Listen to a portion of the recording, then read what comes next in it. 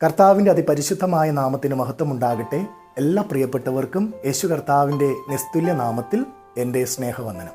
അപ്പോസ്തലനായ വിശുദ്ധ പൗലോസ് ഫിലിപ്പിയർക്കെഴുതിയ ലേഖനം 4-ാം അധ്യായം അതിൻ്റെ 6-7 വചനങ്ങളിൽ നമുക്കിങ്ങനെ കാണുവാൻ സാധിക്കും. ഒന്നിനെക്കുറിച്ചും വിചാരപ്പെടരുത്, എല്ലാറ്റിലും പ്രാർത്ഥനയാലും അപേക്ഷയാലും നിങ്ങളുടെ ആവശ്യങ്ങൾ സ്തോത്രത്തോടുകൂടെ ദൈവത്തോട് അറിയിക്കത്രേ വേണ്ടത്. എന്നാൽ സകല ബുദ്ധിയെയും കവിയുന്ന ദൈവസമാധാനം നിങ്ങളുടെ ഹൃദയങ്ങളെയും നിനവുകളെയും ക്രിസ്തു യേശുവിങ്കൽ കാക്കും. ഒന്നിനെക്കുറിച്ചും വിചാരപ്പെടാതെയും ആകുല ചിന്തയില്ലാതെയും ജീവിക്കുവാൻ സാധിക്കുക എന്നതാണ് ആത്മനിറവിലുള്ള ഒരു ദൈവ പൈതലിൻ്റെതായ ജീവിതത്തിൻ്റെ ഏറ്റവും ശ്രദ്ധേയമായ സവിശേഷത. നമ്മുടെ ഭാരങ്ങളെ ഇടുവാൻ നമുക്കൊരു സംരക്ഷകനുണ്ട് എന്നതിനാലാണ് നമുക്ക് ചിന്താകുലത്തിൻ്റെ ആവശ്യമില്ലാത്തത്. ദൈവത്തിൽ പരിപൂർണമായി വിശ്വസിക്കുകയും ആശ്രയിക്കുകയും ചെയ്യുന്ന ഭക്തർക്ക് മാത്രമേ പൂർണ്ണ സമാധാനത്തിൽ വസിക്കുവാൻ സാധിക്കുകയുള്ളൂ. സ്ഥിരമാനസൻ നിന്നിൽ ആശ്രയം വച്ചിരിക്കൊണ്ട് നീ അവനെ പൂർണ്ണ സമാധാനത്തിൽ കാക്കുന്നു. യഹോവയാം യാഹിൽ ശാശ്വതമായൊരു പാറയുള്ളതിനാൽ യഹോവയിൽ എന്നേക്കും ആശ്രയിപ്പിൻ എന്ന് യെശയ്യാ പ്രവാചകന്റെ പുസ്തകം 26-ാം അധ്യായം അതിൻ്റെ 3-4 വചനങ്ങളിൽ നമുക്ക് കാണുവാൻ സാധിക്കുന്നു. മനുഷ്യൻ പ്രധാനമായും വിചാരപ്പെടുന്നത് 3 കാര്യങ്ങളെക്കുറിച്ച് ഓർത്തിട്ടാണ്. അതിൽ 1 ആഹാരം, 2 വസ്ത്രം, 3 പാർപ്പിടം. എന്നാൽ ഇവയെക്കുറിച്ച് ഓർത്ത് ഭയപ്പെടേണ്ട എന്നാണ് യേശു കർത്താവ് നമ്മോട് പറയുന്നത്.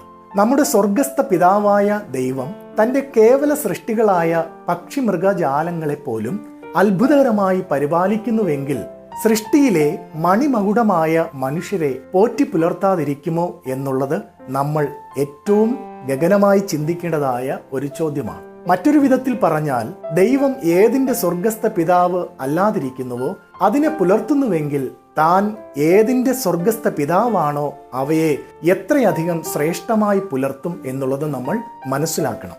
പറവജാതികൾക്ക് അല്പവും ചിന്താകുലത്തിന് ആവശ്യമില്ലാത്തതുപോലെ തന്നെ നമുക്കും ചിന്താകുലത്തിൻ്റെ ആവശ്യമില്ലെന്ന് യേശു കർത്താവ് നമ്മെ പഠിപ്പിക്കുകയാണ്.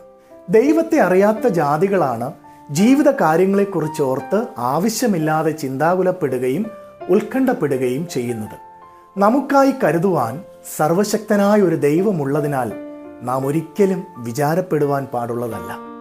നമുക്കായി വിചാരപ്പെടുവാൻ ജീവനുള്ള ഒരു ദൈവമുണ്ട് എന്ന തിരിച്ചറിവാണ് വിചാരപ്പെടാതിരിക്കുവാൻ നമ്മെ ഏവരെയും സഹായിക്കുന്നത്. ഇത്ര വ്യക്തമായും തീർച്ചയായും കർത്താവ് ഈ കാര്യങ്ങളെക്കുറിച്ച് പറഞ്ഞിട്ടുണ്ടെങ്കിലും നാം പലപ്പോഴും ആകുല ചിന്ത പുലർത്തുന്നു എന്നതാണ് വിരോധാഭാസമായ മറ്റൊരു വസ്തുത. നമ്മുടെ സ്വർഗസ്ഥ പിതാവിൽ നമ്മുടെ പൂർണ്ണ വിശ്വാസം അർപ്പിക്കുകയും അവനിൽ ആശ്രയിക്കുകയും ചെയ്യുമ്പോൾ നമ്മുടെ ആകുല ചിന്ത ഇല്ലാതെയാകുന്നു. എത്ര നല്ല പിതാവായിട്ടാണ് യേശു കർത്താവ് സ്വർഗസ്ഥ പിതാവായ ദൈവത്തെ നമുക്ക് മുമ്പിൽ വെളിപ്പെടുത്തിയിരിക്കുന്നത്. നമ്മുടെ പ്രശ്നങ്ങളെ പരിഹരിക്കുവാൻ എന്നും സർവശക്തനായ ഒരു ദൈവമുള്ളതിനാൽ ദൈവമക്കൾ ഒരിക്കലും ഒരു കാലത്തും ആകുലപ്പെടുവാൻ പാടുള്ളതല്ല.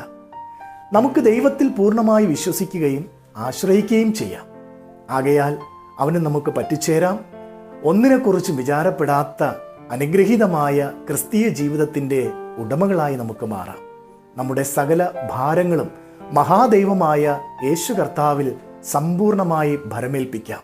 നിത്യതയിലേക്കുള്ള നമ്മുടെ ക്രിസ്തീയ ഓട്ടത്തിൽ നമ്മുടെ ഏക അത്താണിയായി യേശു ക്രിസ്തു ഉള്ളതിനാൽ പൂർണ്ണ ഹൃദയത്തോടെ നമുക്ക് ആ കർത്താവിൽ ആഹ്ലാദിക്കാം. അതിനായി ഈ ദൈവിക സന്ദേശം ശ്രവിച്ച നിങ്ങളേവരെയും ദൈവം സഹായിക്കുമാറാകട്ടെ. ആമേൻ.